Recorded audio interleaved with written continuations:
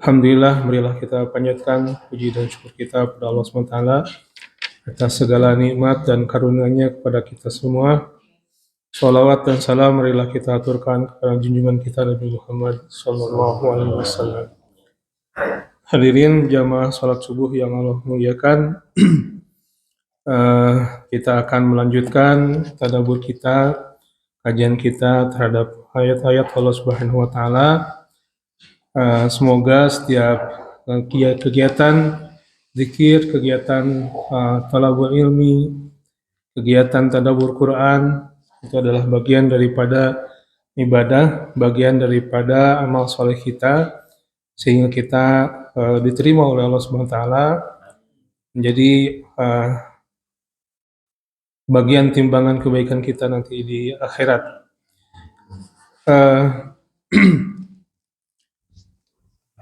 Pada kesempatan ini kita akan masuk ke dalam surat Al-Ghasyiyah. Ghasyiyah bagian daripada juz amma ya. Surat Al-Ghasyiyah ini adalah surat masih ke dalam digolongkan Makkiyah ya, surah Makkiyah. Jadi surat-surat ataupun ayat-ayat yang diturunkan kalau di sisi waktu itu sebelum hijrah, kemudian untuk tempat itu diturunkan di Mekah. Makanya kita melihat bagaimana surat-surat Makkiyah ini itu banyak kaitan dengan akidah. Akidah karena ini merupakan pondasi bagaimana diterima seorang ataupun amal seorang itu karena apa? Pondasi tujuan hidup, landasan hidup ini untuk apa? Ini menjadi bagian daripada surat-surat Makkiyah. Kemudian di sini juga bagaimana di dalam surat-surat Makkiyah ini menegaskan atau menguatkan tentang ketauhidan kepada Allah Subhanahu wa taala, menetapkan bahwa yang diimani yang sebenarnya adalah Allah Subhanahu wa taala, ibadah kepada Allah Subhanahu wa taala, tauhid, dan bagaimana ketika sebaliknya, ketika mensekutukan Allah, ketika keluar daripada aturan Allah Subhanahu wa taala, ketika melanggar aturan Allah Subhanahu wa taala, ketika keluar daripada apa yang diajarkan oleh para rasul, para nabi yang membawa risalah ilahiyah kepada manusia. Nah, termasuk dalam surat Al-Ghasyiyah ini adalah Allah Subhanahu wa taala memberikan satu keterangan ya. Diawali dengan cerita ataupun akan datangnya Al-Ghasyiyah, hari kiamat. Ya, kemarin dalam surat Al-Fajr juga disinggung tentang nanti itu bagaimana akhir daripada kehidupan manusia itu. Artinya bahwa mereka akan berhadapan dengan Allah Subhanahu wa taala, akan berhadapan dengan hisab, ya, dan di situ dipertanggungjawabkan setiap amal ibadah seorang. Ya, digambarkan bagaimana dalam beberapa surat tentang kaum-kaum terdahulu, ya, kaum-kaum ketika awal-awal kemanusiaan, ketika awal-awal para nabi dan rasul, ya, bagaimana Allah Subhanahu menghancurkan ketika mereka berbuat keluar daripada tauhid, ya, keluar daripada ibadatullah. Sebagaimana banyak disebut tentang kaum Ad dan Samud, ya. Kemudian termasuk Fir'aun, ya. Artinya mereka itu adalah orang-orang yang Allah Subhanahu wa taala berikan kepada mereka kekuatan, kelebihan baik sisi fisik dan ilmu, ya. Tapi akhirnya ketika mereka musyrik, ya, ketika mereka menyekutukan Allah, ketika mereka keluar daripada ajaran yang disampaikan oleh para nabi dan rasul yang diutus pada mereka, maka ujungnya adalah kehancuran. Contoh-contoh seperti itu banyak disampaikan di dalam surat-surat di juz amma ini ataupun di surat-surat Makkiyah ini. Ini bagaimana Allah SWT memberikan satu gambaran. Orang-orang yang merasa sebagai Tuhan karena keperkasaannya, ya, lalu Allah Subhanahu wa taala hancurkan, tidak ada apa-apanya. Makanya di dalam surat Al-Fajr kemarin juga Allah Subhanahu wa taala menggambarkan bagaimana mereka sebenarnya seluruh manusia itu akan dihisab, akan berhadapan dengan Allah Subhanahu wa taala. Nah, di dalam surat Al-Ghasyiyah ini juga Allah Subhanahu wa taala mengawali dengan kiamah, ya, sesuatu yang akan terjadi, yang pasti terjadi, ya. Dan bagaimana nanti Allah Subhanahu wa taala menggambarkan orang-orang yang khasyiah, ya, tertunduk lesu menghadapi neraka. Bagaimana orang-orang yang di situ nanti Allah gambarkan sebagai orang-orang yang naimah, orang-orang yang berseri-seri gitu kan, karena akan mendapatkan surga. Nah, ini Allah SWT memberikan satu gambaran-gambaran di surat Al-Ghasyiyah ini. Untuk selanjutnya di bagian akhir Allah SWT memberikan satu gambaran bagaimana Rasulullah SAW itu mengutus ataupun diutus untuk menyampaikan risalah ilahiyah kepada manusia, tetapi tidak diberikan kewenangan untuk menentukan, ya, seorang beriman atau tidak. Kecuali lasta alaihim bimusaitir illa man tawalla wa kafar wa yu'adzibuhu Allahu al-'adzabal akbar. Jadi Rasulullah tidak berikan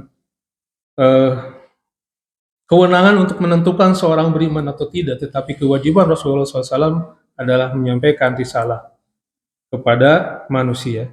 Tinggal bagaimana manusia menerimanya, apakah akan menerima atau berpaling daripada kebenaran tersebut.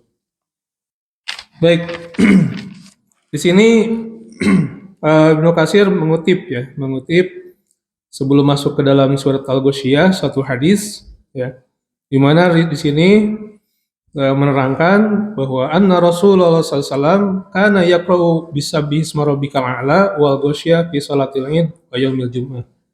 Ini bahwa Nu'man bin Bashir mengatakan bahwa Rasulullah SAW beliau suka membaca Bismi Rabbikal A'la, surat Al-A'la, ya, Sabihis, kemudian surat Al-Ghasyiyah ketika sholat Id dan sholat Jumat.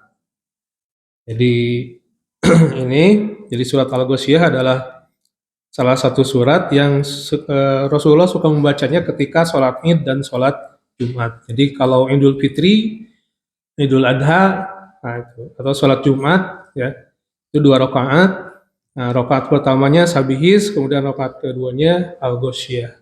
Sebagaimana kita lihat juga bahwa susunannya kalau dilihat dari ini kan Sabihis dulu, kemudian surat Al-Ghasyiyah. Nah, kemudian di riwayat lain mengatakan bahwa Rasulullah SAW suka membaca di sholat Jumat itu surat Al-Jumu'ah dan surat Al-Ghasyiyah.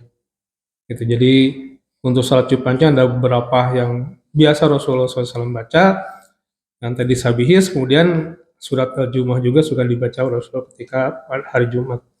Itu riwayat dari Abu Daud, Sa'id, Qutaibah, kemudian riwayat Muslim juga, ya, dari Sufyan bin Uyainah.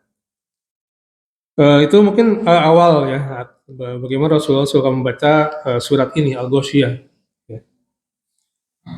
Kemudian di sini A'udzubillahi minasyaitonir rajim. Bismillahirrahmanirrahim. Hal ataka haditsul ghasyiyah. Wujuhu yawma idzin khashi'ah. 'Amilatun nasibah tasla naran hamiyah tusqa min 'ainin aniyah laisa lahum ta'amun illa min dhari' la yusmin wa la yughni min ju'. Hal ataka hadisul ghasyiyah. Apakah hal ataka, ya, telah datang kepadamu hadisul ghasyiyah, ya, cerita ataupun tentang hari kiamat, ya, di dalam kejadian ataupun di dalam terjemahan Departemen Agama ini langsung diartikan sebagai hari kiamat. Ya, apakah telah datang kepadamu hari tentang Al-Ghoshiyah. Nah, kenapa kiamat disebut Al-Ghoshiyah? Karena eh, apa namanya? Dia kata Ibnu Abbas karena dia menutup ya, menutup orang, menutup. Jadi semuanya apa namanya? eh, ketika kejadian itu eh, di mana semuanya tertutup. Artinya dengan kejadian tersebut manusia seluruhnya tertutupi, ya, tertutupi dengan bagaimana kita dapat apa hari kiamat itu bahwa gunung-gunung itu berterbangan ya, kalau ihnil manfush gitu, bagaikan apa kapas ya berterbangan. Ya kita bayangkan satu gunung meletus saja repotnya bukan main gitu kan. Eh, Sekarang banjir ya di mana-mana, itu bagaimana alam ketika Allah Subhanahu wa taala takdirkan untuk bencana itu, eh, bagaimana kita repotnya kelimpungannya dan bagaimana dahsyatnya ketika gunung meletus dan yang sebagainya gitu. Atau ketika meteor melewat gitu ya, bagaimana tidak sampai ke bumi tapi lewat saja, bagaimana gratifikasi gravitasi sebuah ketukar di kantor gratifikasi. Apa ya lebaran ya mah Idul Fitri ya. Itu bagaimana terjadi itu kan? Itu kemudian sekarang cuaca kemarin kan dengan adanya apalah gitu ya, sehingga cuaca kita ekstrim gitu. Kadang hujan, dingin, El Nino gitu kan. El Nino sekarang. Ya itu. Konon katanya di 2020 berapa itu kemungkinan terjadi kiamat. Prediksi lagi.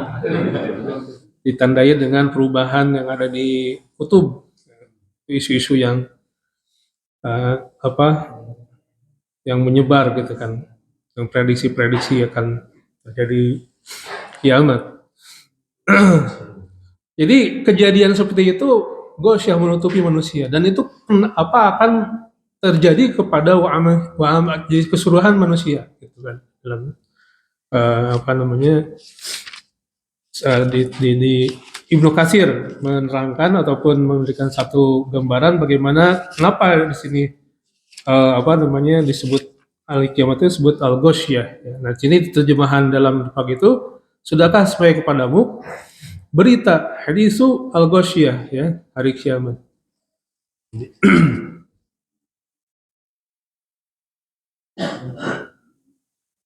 Kemudian wujuhu yaumaidin khasyi'ah. Jadi di hari itu, hari kiamat itu akan ada wajah-wajah yang khasyi'ah ya. Wajah-wajah yang tertunduk, terhina. Jadi ini Allah Subhanahu wa taala menggambarkan seorang dengan kata-kata wajah ya. Wujuh ya, wajah-wajah khasyi'ah yang tertunduk, terhina. Jadi dzalilah ya. Jadi wujuhu yaumaidin khasyi'ah. Wajah-wajah mereka pada hari itu khasyi'ah. Ya, dzalilah, terhina, tertunduk. Ini berkatakan Qatadah Ibnu Abbas, jadi kenapa? Jadi mereka tertunduk wala yanfa'uha amaluha. Jadi amal-amal mereka itu tidak bermanfaat saat itu. Siapa mereka itu? Orang-orang yang khasyi'ah itu nanti di hari kiamat, amilatun nasibah. Ya, amilatun nasibah. Karena kerja-kerja mereka, amal-amal mereka itu yang dilakukan dengan keras ya, dan payah, amilatun nasibah, karena perbuatan-perbuatan mereka yang bekerja keras dan hidup dalam kepayahan gitu kan, capek. Tetapi tasla naron hamiyah. Ya.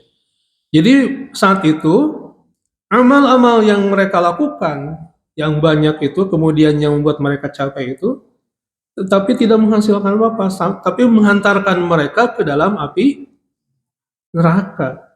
Ya.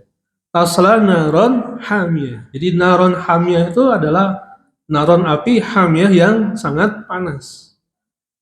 Jadi di sini Allah Subhanahu wa taala menggambarkan tentang orang yang tertunduk lesu, terhina saat hari kiamat, padahal mereka itu adalah orang-orang yang selalu melakukan amal-amal yang sampai merepotkan mereka, sampai membuat mereka lelah. Artinya mereka banyak amalnya, tetapi amalnya itu adalah malah menghantarkan mereka ke dalam api yang sangat panas. Jadi amal-amal mereka tidak berguna. Ya, amal mereka tidak berguna saat hari kiamat. Tasla naron hanya. Jadi menghantarkan mereka ke dalam api neraka. Jadi mereka itu amilatun nasibah, ya, amal-amal mereka yang melelahkan itu, bahwa mereka itu adalah telah melaksanakan amalan kasiron, ya, wa nusibat fi.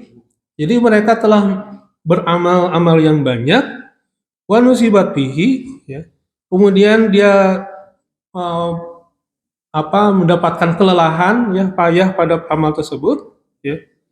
Tetapi mereka itu pada hari kiamat masuk ke dalam api yang menyala. Atau nah itu. Ada amal-amal soleh yang jadi neraka itu. Iya. Itu dia di sini. Syarat-syaratnya tidak terpenuhi. Jadi amal mereka itu bukan berdasarkan keikhlasan kepada Allah Subhanahu wa taala. Amal mereka tidak berdasarkan keimanan. Ya. Tidak berdasarkan keimanan kepada Allah Subhanahu wa taala. Jadi inilah yang yang membuat kita rugi. Nah, makanya sini Allah Subhanahu menginformasikan kepada kita bahwa nanti ada orang-orang seperti itu. Jadi mereka tuh udah capek teka pakai. Jadi capek teka pakai. Makanya dalam satu riwayat nih, dikutip oleh Ibnu Katsir tentang Umar bin Khattab, saat itu melewati satu tempat ibadah Yahudi itu sinagog atau apalah gitu ya. Satu di dalamnya itu ada rahib, ada pendetanya. Lalu Umar nangis. Ditanya oleh rahib itu, apa yang membuat engkau menangis? Lalu Umar membacakan ayat ini. Jadi amilatun nasibah tasla naron hamiyah. Lalu Umar menangis. Menangisi siapa? Menangisi rahib. Kenapa? Karena yang kita ketahui bagaimana Yahudi, ya, mereka itu ada rahibnya di dalamnya itu. Rahib itu kan pendeta, ustad, ustad.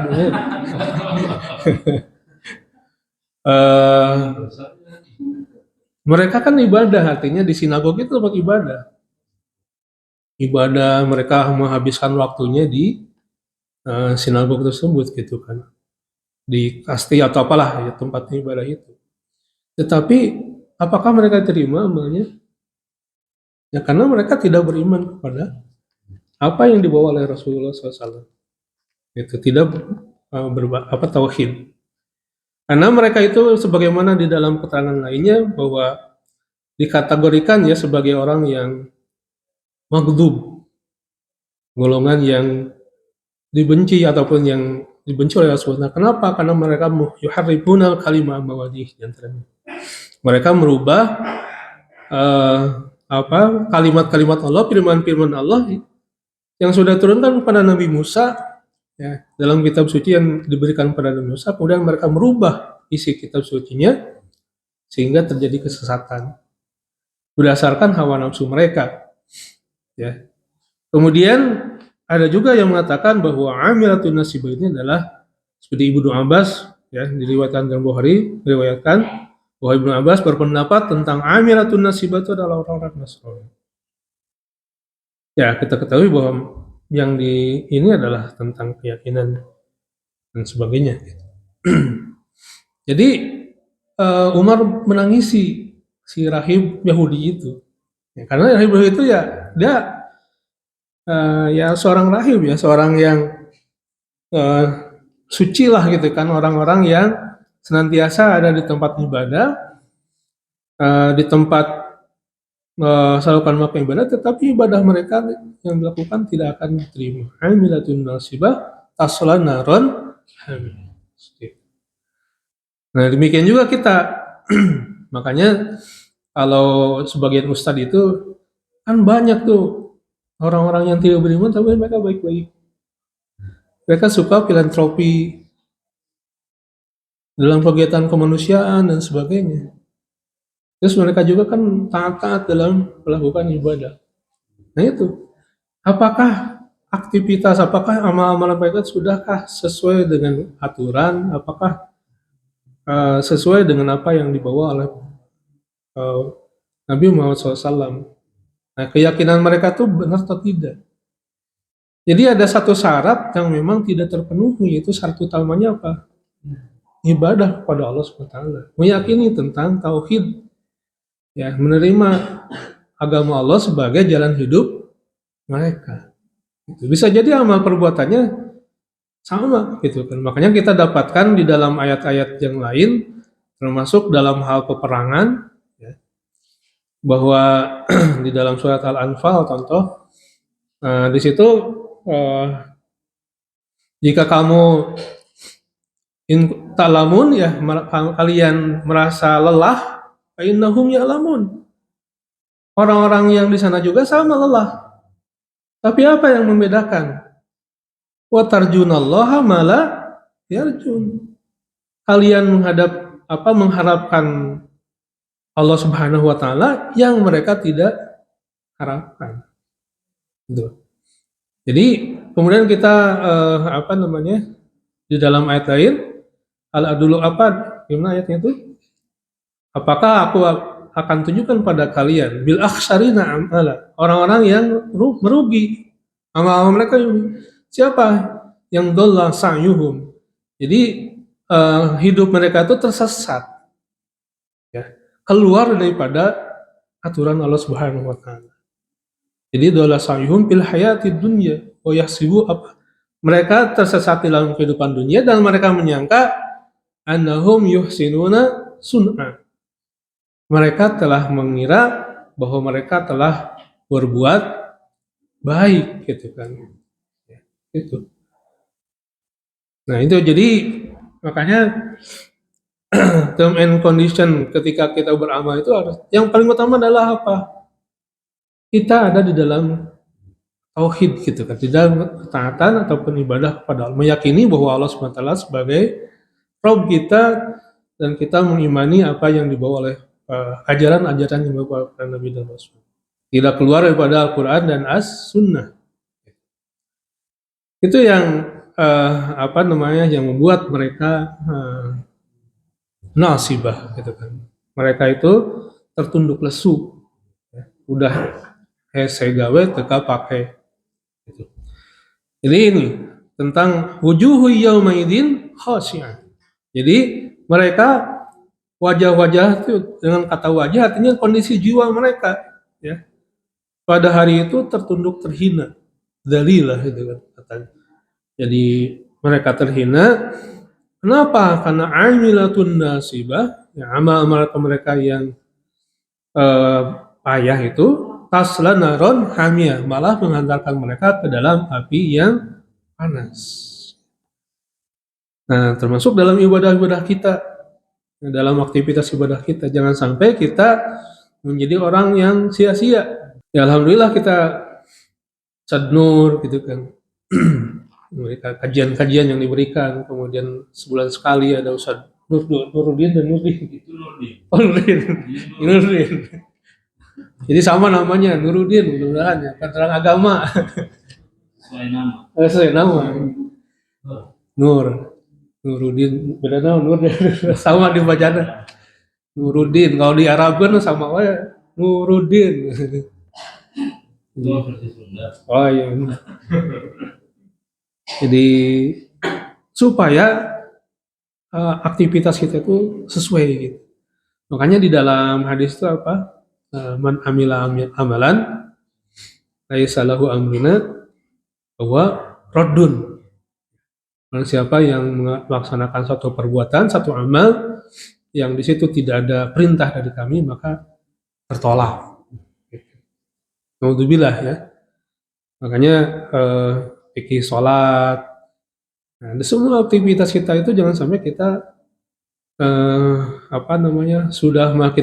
kita merasa khusyuk, merasa baik ya ibadah kita, tapi ternyata kita tidak sesuai dengan apa yang dicontohkan oleh Rasulullah SAW, sehingga ditolak gitu.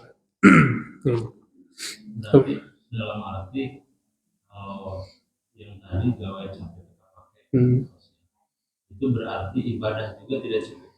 Iya betul. Tidak terlepas dari neraka juga orang yang beribadah. Nah, iya betul.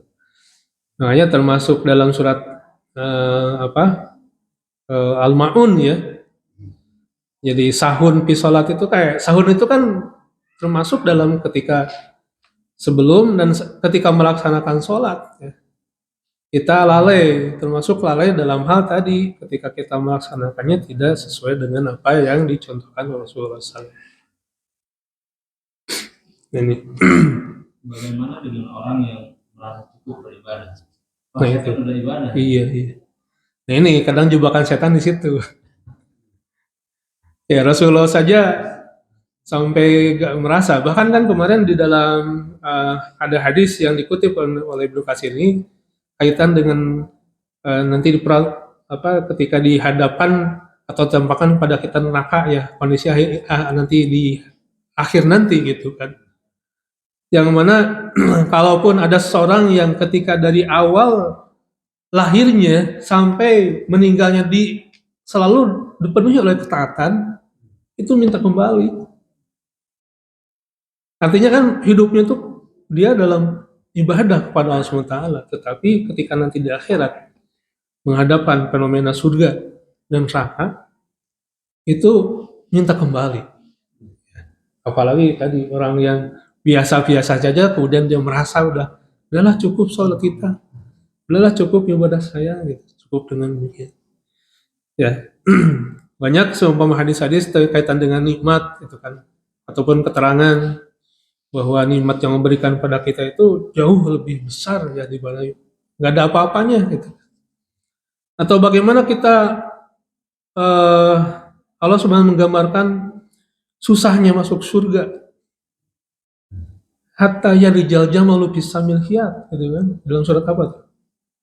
Lagi. Jadi orang-orang yang kafir ya, dia tuh bagaimana susahnya masuk surga? Hatta yarijal jamalu bisamil khiyat, sampai unta masuk ke lubang jarum. Lubang jarum sadek kumaha, unta sadek kumaha. Segitu itu. Sedangkan kalau ada orang yang merasa cukup dengan inilah ibadah saya cukup sakit. Saya udah sholat 5 waktu, dzikir, ibadah, thalabul ilmi, di masjid selalu hadir ketika kegiatan, adalah cukup begitu, sedekah gitu kan. Ya Rasulullah SAW saja gitu kan, dengan yang sudah terjamin ataupun para sahabat ya, yang sudah dijamin masuk surga, itu bagaimana mereka yang beribadah kepada Allah SWT dengan jiwa dan hartanya itu. Mereka tidak pernah melewatkan sholat malam, qiyamul lail dan sebagainya. Kemudian ibadah hartanya, mereka bagaimana menginfakkan hartanya di jalan Allah Subhanahu wa taala dan lain sebagainya ya. Padahal mereka sudah dijamin masuk surga. Makanya dalam hal ibadah juga sebenarnya ada satu hadis ya yang mengatakan bahwa seseorang itu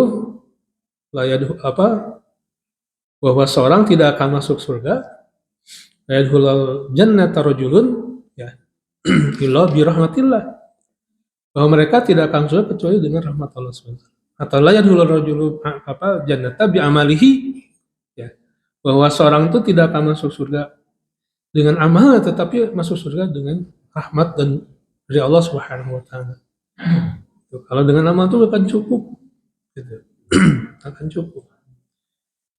Dosa kita, waduh seperti itu ya. Itu potang. Ilahi lastu lil firdaus al-a'la. Jadi itu siapa? Sayyid siapa? Mas. Ibn Nawas ya. Dalam itu ya. Ilahi lastu lil firdausil. Tuhanku, aku tidak pantas masuk ke dalam firdaus al-a'la. Ilahi lastu lil firdausil a'la wala aqwa ala naril jahim, dan aku tidak akan kuat, tetapi aku tidak akan kuat ke dalam neraka jahanam. Itu apa? Ya. Ilahi lastu lil firdausil wala aqwa ala naril. Terus wahabli taubatan waghfir dunubi. Jadi maka anugerahkan kepadaku taubat gitu kan, dan ampuni dosa-dosaku. Ya karena itulah. Karena memang kita dengan amal itu ya begitulah. Artinya tidak akan cukup untuk ini kecuali dengan rahmat Allah Subhanahu wa taala, dengan ampunan Allah Subhanahu wa taala. Jadi ilahi lasturil firdausil a'la itu iktiraf ya, nauin diri gitu ya. Kita itu tidak akan pantas karena dengan amal kita, dengan diri kita yang imannya lemah, amalnya kurang, dosanya banyak, gak pantas masuk ke dalam firdaus. Walaupun memang ada satu hadis, walaupun ini lemah hadisnya, bahwa apa? Bahwa kullukum fil jannah, ya. Bahwa kalian semua, ya dalam hadis, tapi ini ada yang do'afahu Al-Albani ya, Imam Albani didoaifkan hadis ini. Tapi sebagai motivasi ya, bahwa kalian semua itu di surga kata Rasulullah di situ dalam hadisnya. Kecuali illa man syaroda, ya kecuali orang yang menolak. Nah, jadi nolak terhadap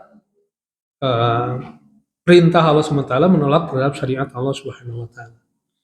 Menolak pada Rasulnya. Itu dalam satu hadis yang tapi dhaif. Tetapi kita dapatkan juga bagaimana kita juga sisi lain tetap optimis, berharap untuk mendapatkan firdaus ya. Dalam satu hadis dikatakan bahwa kita tuh kalau berdoa kepada Allah SWT, berdoalah yang sebaik-baiknya doa. Fas'alul firdaus gitu kan. Mintalah kepada Allah surga firdaus. Ya. Kemudian kita juga banyak mendapatkan hadis-hadis menyemangati kita untuk bahwa untuk berharap ridho Allah Subhanahu wa taala. Ya. Man seperti saum kita ya, man shoma ramadhana imanan wa ihtisaban ghufira lahu ma taqaddama min dhanbi. Barang siapa yang saum di bulan Ramadan karena iman, ya, ini syaratnya iman gitu kan. Karena iman kepada Allah Subhanahu wa taala, ya. Kemudian ihtisab, mengharap hisab yang baik, kebaikan, bagian daripada kebaikan nantinya di bagian bagian daripada kebaikan yang akan Allah hisab. Ghufira ma taqaddama min dhanbi. Jadi kan di situ adalah ujungnya bukan diterima amalnya, tapi amal kamu cukup gitu kan, enggak, tetapi ghufira, diampuni dosa. Man qama ramadhana, barang siapa yang qiyam Ramadan atau yang qiyam di bulan Ramadan imanan wa ihtisaban ghufira lahu ma taqaddama min dhanbi. Jadi diampuni dosanya. Maka lagi-lagi diampuni. Jadi makanya di sini kita semua harus benar-benar menjadikan Allah Subhanahu wa taala sebagai segala sesuatunya. Ya. Menjadi target utama lah ya. Jadi mengharap rahmat dan maghfirah Allah SWT itu menjadi target utama. Makanya doa kepada kita terhadap orang yang wafat itu apa? Rahmat dan maghfirah kan. Inna lillahi wa inna ilaihi raji'un. Allahumma ighfir lahu warhamhu. Ya Allah ampunilah dia yang wafat. Allahumma ighfir lahu warhamhu, dan rahmatilah mereka. Nah ini bil akhsarina a'mala, orang-orang yang rugi. Jadi di sini wujuhu yaumaidin khasyi'ah amilatun nasibah. Ya. Amilatun nasibah. Jadi amilah di sini fid dunya bil ma'asi, ada juga mengatakan bahwa orang-orang yang nasibah, yang khasyi'ah itu orang-orang yang tertunduk, terhina nanti di hari kiamat itu adalah orang-orang yang di sini fid dunya bil ma'asi. Jadi mereka itu amal-amal mereka itu adalah amal-amal yang dipenuhi dengan kemaksiatan. Apalagi orang seperti itu. Ya. Jadi orang-orang yang maksiat, maka dia akan tertunduk. Tasla naron hamiyah, yang akan menyampaikan mereka ke dalam api yang harah sadidat, ya. Api yang menyala, yang panas, ya. Tusqa min ainin aniyah. Jadi api itu panas, ya, hamiyah, tusqa diberikan minuman, ya. Min ainin aniyah, dari diberikan minuman dari sumber mata air yang sangat panas, ya, min ainin aniyah. Jadi ini gambaran neraka, ya, bagaimana kita ada di dalam api yang panas, kemudian kita hidup, ya. Kalau dirinya kan ketika sakitnya telah melewati ambang, gimana Pak Edi? Ketika orang pingsan itu kan, ketika sakit gitu ya, saking sakitnya lalu pingsan gitu kan, gak sadarkan diri. Kalau lagi capek atau apa, kadang-kadang kan dalam, ya, ketika sakit itu kadang kita tidak sadarkan diri. Ada waktu-waktunya kita memang tidak sadarkan diri ketika mendapatkan rasa sakit, ya, atau kelelahan, ya, kelelahan atau apa, ketiduran atau apa. Nah, di neraka itu kita ada dalam rasa sakit yang memang kita terus merasakan sakit itu. Ulama najidat juluduhum badalhu juludan ghairah, gitu kan. Itu satu kondisi di neraka nanti. Ketika Allah hancurkan, ya, sampai ke kulit-kulit kita, ya, badalnahu juludan ghairah. Allah gantikan dengan kulit yang lain, kulit yang baru. Jadi kita tuh sampai hancurnya seperti itu. Oh, kita, ya. Maksudnya la min dori, kecuali dari pohon yang berduri. Jadi, ya, jadi syajarun min nar. Laisa lahum ta'amun, tidak ada buat mereka tuh makanan illa min dori, kecuali dari doria. Jadi di Ibnu Abbas mengatakan bahwa itu adalah syajarun min narin, bahwa itu adalah salah satu pohon di neraka, annaha al-hijarah, ya. Bahwasanya di dalamnya itu ada, ya, pohon-pohon, ya. Yang ini kalau terjemahkan ini yang berduri. Jadi kalau di dalam dia jadi di Arab itu di sini dikatakan bahwa ada hijarah itu apabila di musim kering dia muncul ranting-ranting yang beracun. Jadi ada satu satu tumbuhan dikatakan sibrik, ya. Itu adalah tumbuhan yang muncul di padang pasir, kemudian ketika musim kering dia memunculkan duri yang beracun. Seperti itu. Jadi gambaran minumannya minuman panas, ya, yang bersumber dari mata air yang panas, kemudian tidak ada makanan kecuali doria, dari makanan yang berduri, ya, itu duren dimasukkan tadi slogan. Ya kan nama duri, ya, duren dimasukkan gitu kan. Kalau duren, ini apalagi, ya, kalau digambarkan di dalam itu makanan itu, kalau di sini riwayat dari Mujahid, ya, di mana si pohon itu adalah pohon yang tumbuh yang kering, lalu di situ ketika kering itu memunculkan duri yang beracun. Itu kata Doria itu. Tidak beriman, kemudian termasuk orang-orang yang beriman tetapi maksiat, atau tadi dia amal-amalnya tidak berlandaskan pada salah gitu kan, kepada apa yang dicontohkan oleh Rasulullah SAW. Jadi amal mereka tertolak. Tentunya kalau kita lihat di dalam keterangan yang lain, bahwa orang beriman itu ya, bahwa mereka itu akan masuk surga. Man kana fi qalbihi misqala dzarratin minal iman gitu kan. Apabila di dalam hatinya tuh masih tersimpan keimanan. Itu.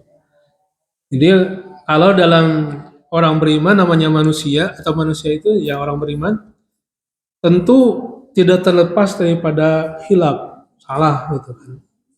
Tidak tidak apa orang beriman bermaksiat banyak mungkin. Orang beriman salah dan bedah banyak. Ya.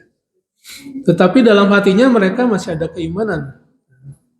Nah kalau dalam hatinya masih ada iman, ya, masih ada la ilaha illallah dalam hatinya, maka ujung-ujung nanti akan dimasukkan ke dalam surga.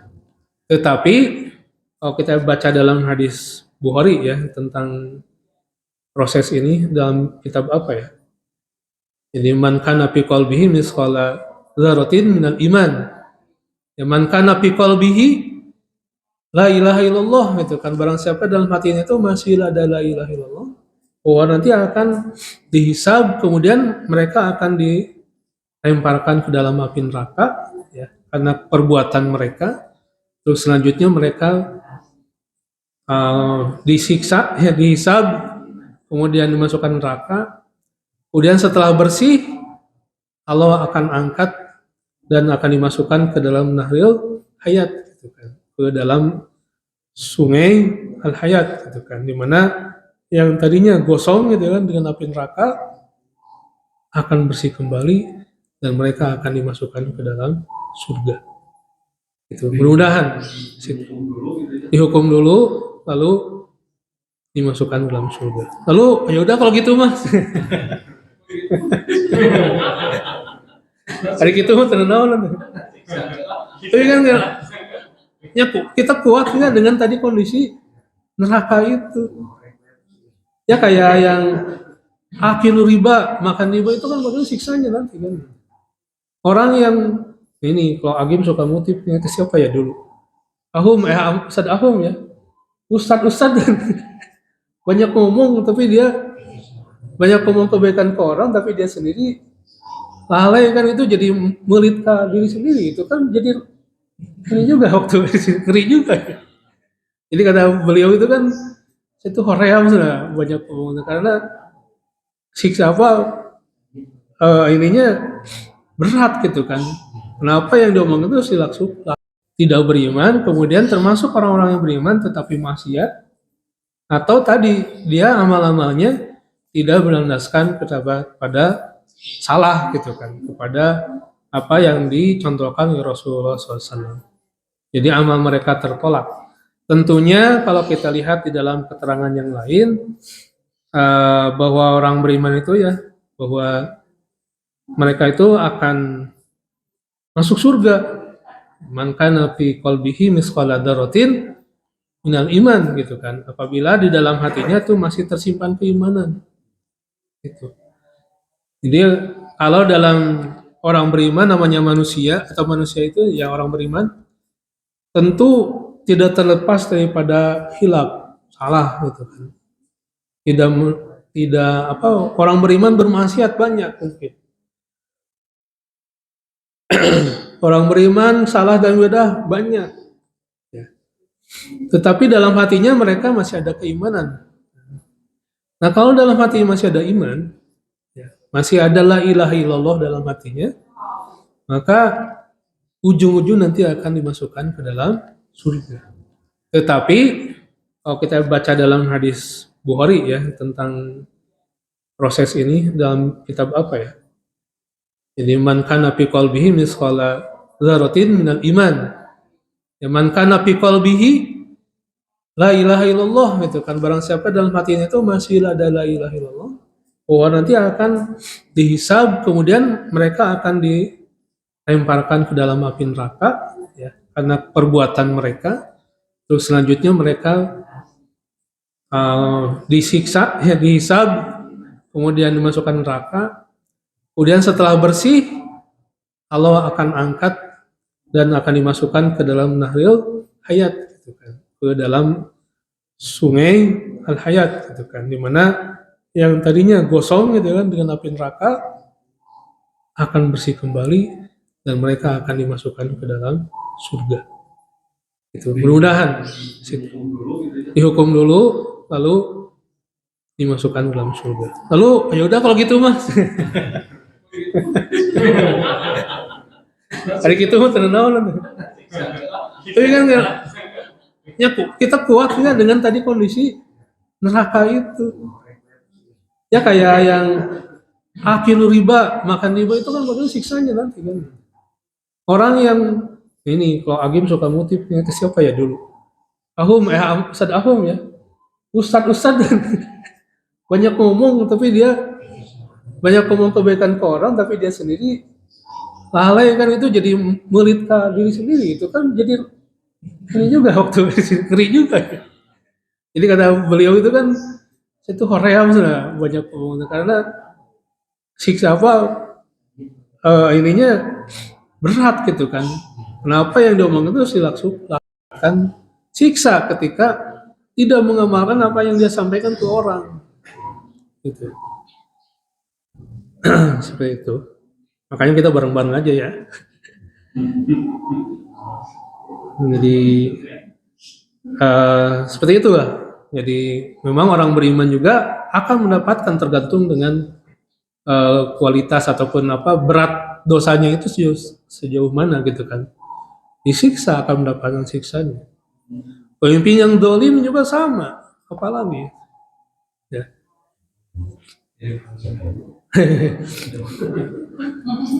Pemimpin dolim ya. Ya makanya apa namanya termasuk orang beriman tetapi dia memimpin, dia jadi pimpinan, kemudian memimpin kepada mendolimi orang, kemudian dia menyesatkan orang gitu kan, maka dia akan dapat hisab yang lebih berat lagi. Orang yang banyak harta, ya, itu akan dihisab hartanya itu. Setiap harta kita akan dihisab dari mana kita mendapatkannya dan untuk apa dibelanjakan gitu kan. Semuanya akan dihisab dari masing-masing itu apa namanya akan mendapatkan balasannya. Termasuk ketika kita ketika ada panggilan jihad gitu kan, ketika ada panggilan kebaikan, kan kita meresponnya itu kan kita ikut atau kita diem. Itu kan tergantung ini. Ini juga sama. Makanya tidak ada ayat di dalam surat apa itu la yastawil qa'idun ya wal mujahidun. Jadi tidak sama orang-orang yang duduk-duduk serta mujahid fisabilillah. Dan masing-masing itu punya kondisinya masing-masing gitu kan. Orang yang duduk-duduk saja, kemudian orang-orang yang merespon ya, dengan ikut berjuang gitu kan. Tentang neraka ya, apalagi orang-orang yang kafir itu kan itu khalidin, bahwa mereka itu adalah ashab ya, orang-orang yang akan langgeng di dalam nerakanya. Ya, kalau orang beriman itu ada kemungkinan ya kalau Allah SWT kehendaki untuk ke surga, tetapi orang-orang yang kafir itu akan langgeng di neraka. Jadi amilatun nasibah tasla naron hamiyah ya, tusqa min ainin aniyah, dia diberikan minuman dari sumber minuman yang panas, laisa lahum ta'amun illa min duri', di mana tidak ada makanan di dalam neraka itu kecuali dari pohon yang berduri. la yusminu wa la yugni min ju'. Jadi dengan apa namanya tidak membuat ya la yusminu wa la yugni min ju', dan dia tidak membuat apa namanya tidak menggemukkan ya, tidak menggemukkan wala yugni min ju' dan tidak menghilangkan rasa lapar. Itu jadi ayat 7. Jadi dan ini sampai ayat 7 itu Allah SWT menggambarkan bagaimana orang-orang yang nanti wujuhu yaumaidin khasyah. Di hari kiamat nanti ada orang-orang yang wajahnya itu tertunduk terhina ya, yang amilatun nasibah, amal mereka itu nasibah,